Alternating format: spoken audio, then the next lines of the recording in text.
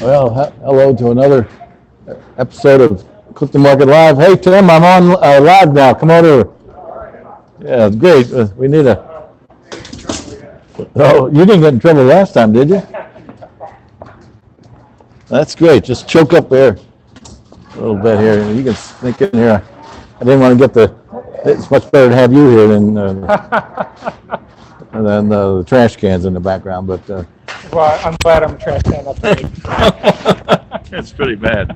If that's my baseline, I'm doing very well. Well, we had our birthday party here, and now we're settling down for Valentine's Day, I guess. Yeah, absolutely. Yeah, the weather's getting cold, so the weather is coming tonight, folks. Come and clear this place out. Yeah, I'm hoping this is our end of our 2 weeks of below zero weather. Well, hopefully. You never know. I mean, the way this weather has been going, this could carry to March. We'll see. I know I'm a terrible groundhog, but that's kind of what I'm thinking. Well, I can't say much is happening here at the market. We got 80 acres back. The hydroponic vegetable company that actually is based in Cincinnati and Memphis, Tennessee. Excellent. Yeah, I've seen a huge improvement in the produce selection and just overall everything in the store is crowded today. So that's pretty fantastic to see. So, yes, I think we're slowly inching up a few shoppers at a time. We're really working on a shoestring. Staff is working hard, reduced and. We're going to start selling single slices of pizza in boxes in the hot table, and might bring up a hot table up here in the front. Yeah, I think that could be good. Something to attract either the college age people or people just really in a rush just to grab something. So. Mm-hmm. Yes, that reminds me of the UC marketing students are going to work with the market for their spring project. So chances are they're going to do a good survey of the neighborhood and give us some better tips on how to reach the UC crowd. Oh, I think that's good. I think that's, market feasibility studies are essential for any business, and I think especially grocery store chain with this dynamic of a neighborhood. Mm-hmm. Yes, they just finished a report for Ludlow Business Association, Clifton Business and Professional Association, and their main goal was to sort of brand the street as Ludlow Avenue. That's the name, because it's people know where Ludlow Avenue is. Yeah, I think it's important that a lot of recognition goes out to each of the businesses that are on Ludlow Avenue, and that it becomes a unified brand and a unified branded neighborhood. Yep. Yes, and I took their lead, and this issue of the Chronicle comes out. Everything is going to be about Ludlow Avenue. I went around. We had our birthday party, and I went around and talked to all the merchants and put all that story in the Chronicle. So we're going to change the Chronicle into a vehicle for Ludlow Avenue.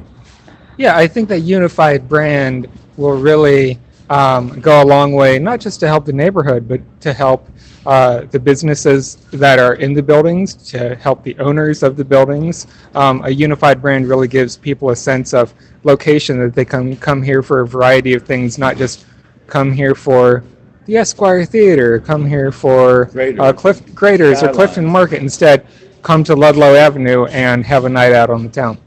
Mm-hmm. Yes, we got the garage and the grill open, so we got a lot of momentum, and I'm going to turn the Chronicle. In the old days, the moniker was, you do it, you write it, we print it. Now it's you do it, and we'll print it. So. Yeah, I think that's a very good path forward, I would say. Well, I've been doing so much work for the market and covering Clifton news.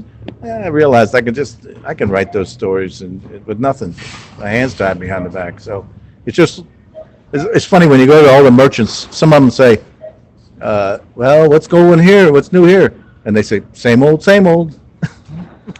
Yeah, and I think that's that's another part of the branding, when the merchants start thinking of themselves as part of the Clifton neighborhood and part of Ludlow, and really getting excited about what happens. Because as a merchant, whatever you project to your customers, if you project, just another day, then that's how people are going to feel about your business. Just another business. So. Well, I'm sorry I said that then. There was only a couple of shops that said that. I thought it was more like a a saying that was unique to Cincinnati. Same old, same old. Well, that's one of the charms of Cincinnati is that you do have that sense of familiarity and that closeness, that camaraderie that you don't have in a lot of cities. And I think especially you do feel that here on Ludlow. Well, that's true, and we're going to try and capitalize on that. So we'll see how the new issue of the Chronicle works out. We'll get some more printed up and distribute them, and I think I'm going to really do a campaign of putting a QR code out so that people can download the online, because we're going to put in the complete menu of the new Deshmesh Indian restaurant down at the west end of Ludlow. So the online is going to be pretty comprehensive. Wonderful reading late at night when you don't have anything else handy. I'm not sure how I'm supposed to respond to that other than... Well, that's a step above the flyer that I make every week. See, True. I expect people to religiously wait for that to come out. Well, I do think it's important to get your message out with a variety of media. So I think this is definitely a technological step forward, it sounds like. I love QR codes, Put your phone on it, and instantly you've got a bunch of stuff that you might or may not want. Hopefully more that you do want. Oh, great, Tim. It's nice to chat. What'd you get for dinner? Well, actually, I just stocked up on things. Got a turkey breast, I think, that we'll bake with some carrots and onions, potatoes. Doesn't sound very exciting, but it actually tastes really good. I agree. I love eating produce and just basically sticking to fish in the produce department. Yeah, I mean, when you think about, you have a lot of packaged things that you can eat, but when you think about the fresh things that you can get, this is a great place to get fresh things. So. That's true, and with 80 acres coming back, we're rounded out the store now with a nice hydroponic vertical agricultural system is what it is. Yeah, and I think those things are, just a great path forward, for definitely society as a whole, but certainly for Cincinnati as we think of how we want to shop local and we want to buy local and things that are locally grown. Well, hydroponics allows us to get through some of the seasonality of a lot of the produce. So it's exciting. Oh, definitely. I can say it's taken off like a rocket, these hydroponic vertical agricultural, because the 80 acres can supply fresh produce year-round. Yeah, I think it's important when people start to think about, okay, what are the new ways and better ways to produce food? And I think hydroponics is a very good, very efficient way to produce food. So. Especially the leafy vegetables, they are easy to grow. You can't really have a hydroponic turnip, not yet. Give it time. First the hydroponic turnip, then the test tube turnip, and we'll see what happens then. Yeah. That's great. Thanks a lot, Tim. So okay, we'll see you. Hey, enjoy. See you. All right. And I'll see you at the market. Okay. Thank you, Tim Massey. He's my future sailing partner. And again, I'm going to switch over to the schedule. I'm working on the calendar here, and we updated it to February, and got a picture of it here, and I'm going to read off the things that are going on. Of course, we have 80 acres came back today. There's tarot card readings at Lydia's. The fish delivery here at the market is on Tuesdays and Fridays, so we have fresh fish. And Wednesday at 10:30, the library has reading. It's private for 2 and under, so if you have a 2 and under, bring them along and you can get into the library, and Eric Davis will have a nice reading. Thursdays, open mic at Lydia's. Fridays, pretty jam-packed. So we got Tango at Sitwell's at 8:30. Torn Light Records opens on Friday. It's in the Habanero.